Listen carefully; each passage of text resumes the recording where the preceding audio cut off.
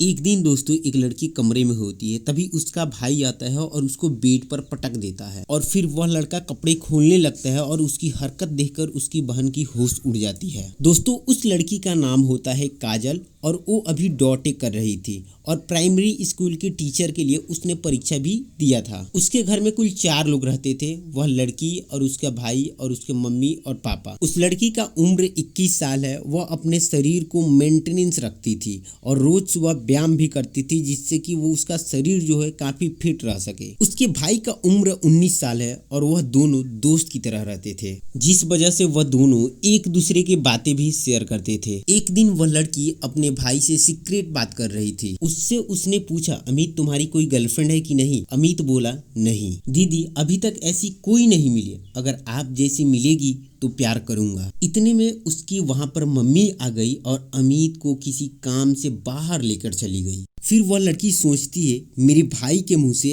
आप जैसी बातें सुनकर मेरी होश उड़ गए थे, मैं बस उसी के बारे में सोच रही थी। यही सब सोचते सोचते कब मेरी आंख लग गई मुझे पता ही नहीं चला। फिर जब मैं उठी तो मैंने देखा घर में कोई नहीं था, शायद मम्मी और अमित अभी नहीं आए हैं। वह लड़की जाके बाथरूम में नहाने लगती है, तब तक उसके माँ और भाई दोनों मार्केट से वापस चले आते हैं। फिर वह लड़की आती है और अपने भाई के पास जाकर बैठ जाती है और उससे बातें करने लगती है। फिर वह अपने स्कूल चला जाता है और ये भी अपने कॉलेज चली जाती है। वह लड़की कॉलेज जाकर अपने भाई के बारे में ही सोच रही थी, क्योंकि अभी तक उसके ऊपर किसी ने भी डोरे नहीं डाले थे। तभी उसके पास उसकी एक फ्रेंड आती है और उससे पूछती है, अरे काजल तुम क्या सोच रही हो? फिर वह बोली, प्रीति मैं तो कुछ भी नहीं सोच रही हूँ। फिर वह अपने दोस्त प्रीति से पूछती है, यार प्रीति बताओ कि पैसे कैसे कमाया जाए, क्योंकि अब तो कॉलेज भी खत्म होने वाला है। फिर प्रीति उसे गुस्से से देखी और बोली,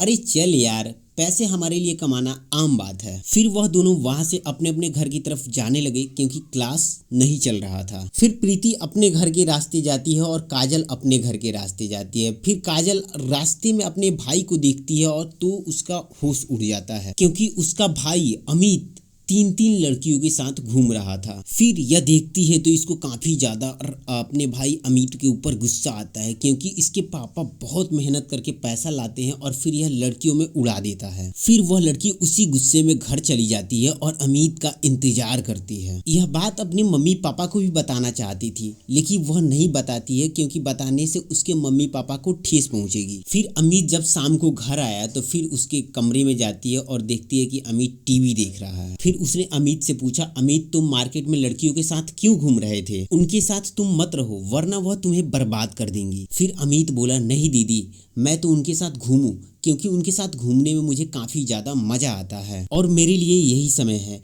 अब नहीं घूमूं तो कब घूमूं? वह उससे गुस्से में बोल रहा था। उसने बहुत बार समझाया कि तुम ऐसा मत करो, लेकिन वह नहीं मान रहा था। उसके बहुत कोशिश के बाद वह बोला, ठीक है उनके साथ नहीं घूमूं, लेकिन मेरी भी एक शर्त है, अगर तुम पूरा करोगी तो मैं उनके साथ रहना छोड़ दूंगा। फिर वह बोली, हाँ बोलो क्या शर्त है तुम्हारी? अमित तुरंत बोला, जैसे वह लड़कियां मेरे साथ घूमती है, अब तुम मेरे साथ घूमोगी और मेरी जरूरतों को भी पूरा करोगी।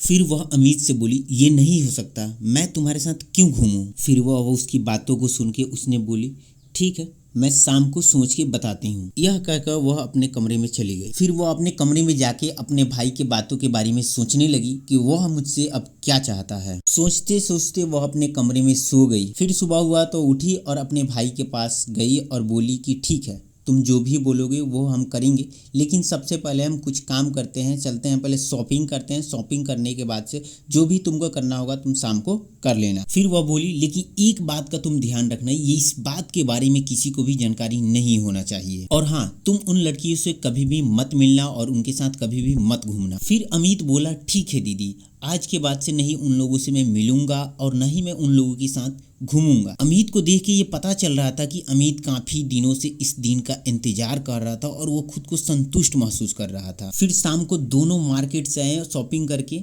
और अपने अपने कमरे में चले गए। फिर राहुल बोला, दीदी अब शाम हो गया, जो तुम बोली थी अब उसको तुम पूरा करो। फिर ये दोनों एक दूसरे के साथ संबंध बनाना शुरू कर दिए। अमित काफी ज्यादा खुश था और वह अब उन लड़कियों से मिलने भी नहीं जाता था और अपनी पढ़ाई में व्यस्त रहता था। और इसे भी बहुत खुशी मिल रही थी क्योंकि इसका भाई पूरी तरीके से बदल चुका था और अच्छा हो चुका था। हालांकि ये सारी चीज इसको मजबूरी में करना पड़ा, लेकिन लड़की को लगता था इसमें कोई भी हमारी हार नहीं है क्योंकि उसका परिवार भी खुश था, उसका भाई भी खुश था और ये भी खुश थी। और 4 महीने के बाद से इसके स्कूल टीचर का ज्वाइनिंग लेटर आ गया और ये अपने स्कूल को ज्वाइनिंग कर ली और काफी ज्यादा खुश रहा।